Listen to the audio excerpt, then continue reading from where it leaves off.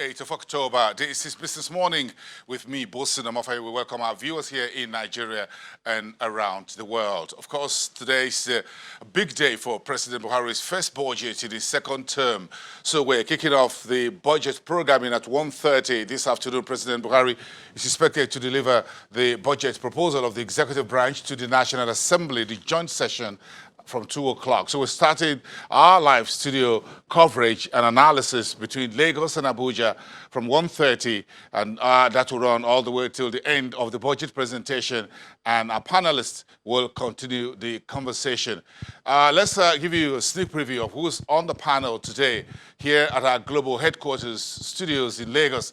Andrew Nevin, who is a partner and chief economist at PwC Nigeria, is on the panel this afternoon, as well as the partner and West Africa tax lead for Deloitte Nigeria, Yomi Olugbenro, and from our Abuja studio, Tafa Abraham, who is a financial and development economist, as well as Eze Onyekwere, who is the lead director at the Center for Social Justice. That's our panel this afternoon. Join them for this conversation, drill down on Budget 2020, but more importantly, the state of the economy, on which we will implement the 2020 budget and even beyond. So it's a bit of a drill down into the entire economic metrics when our panel sits this afternoon on that.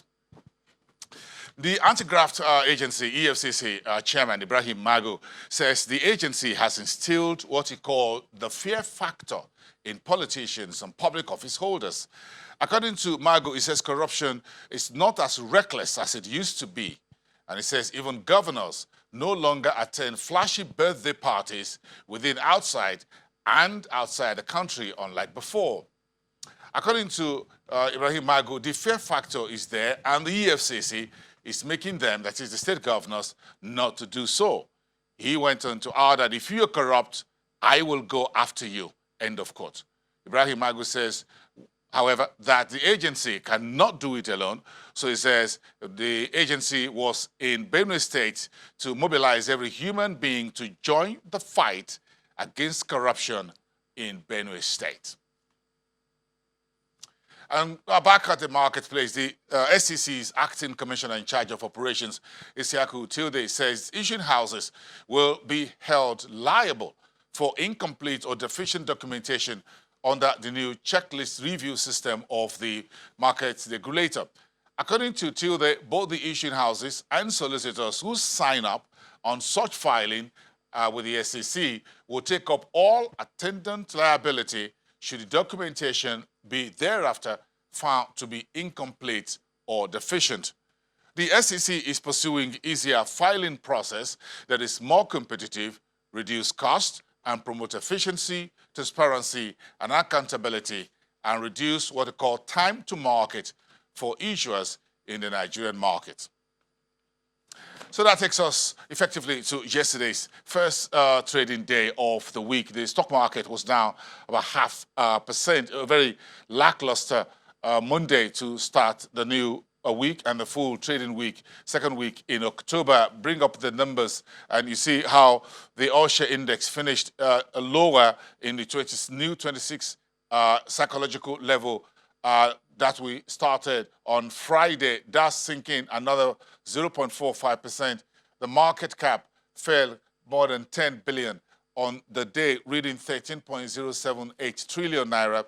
If you look at the primary market indicators, less than our daily market turnover average for every day, that's 151.7 million. Our daily average is about 200 and 250 million.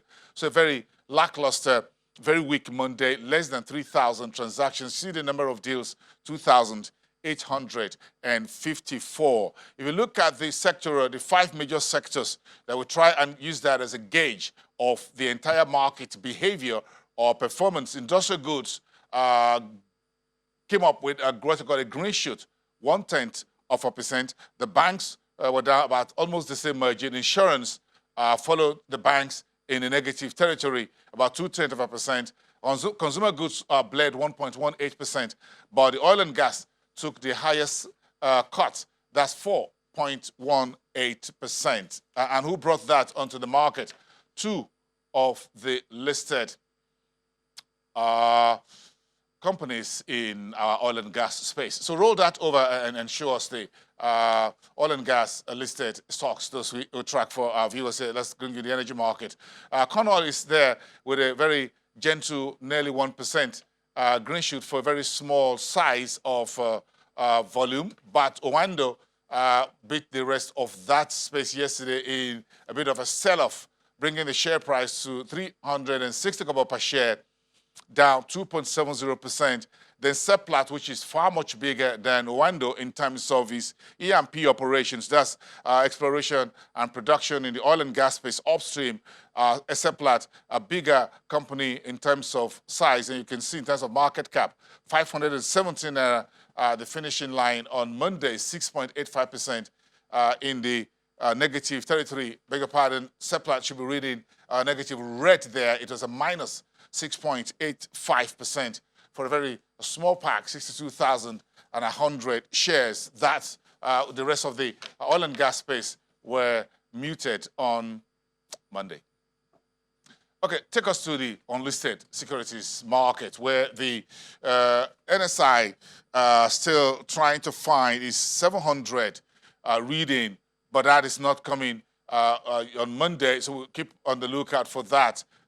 By 0.2%, 0.24, and the market cap was largely unblinking because the total transactions for the day was just a little over 100,000 in this very small over-the-counter market, and you can see that on the page you're looking at right now. Let's just finish off with the fixed income, where the Debt Management Office yesterday announced the two papers, 2 years and 3 years, for the October savings bond, and that is part of what we'll try to get a sense of when we get to the opening calls for today's market later on the show. That's your Naira bond coming through, 4.80 billion in terms of total, foremost actively traded Naira papers. Then the flip side of that is your Treasuries market coming through the first trading day, 138.15 billion Naira in more than 400 transactions. That's just about that for the market, giving you a bit of a review of where we finished off on the first day of the week.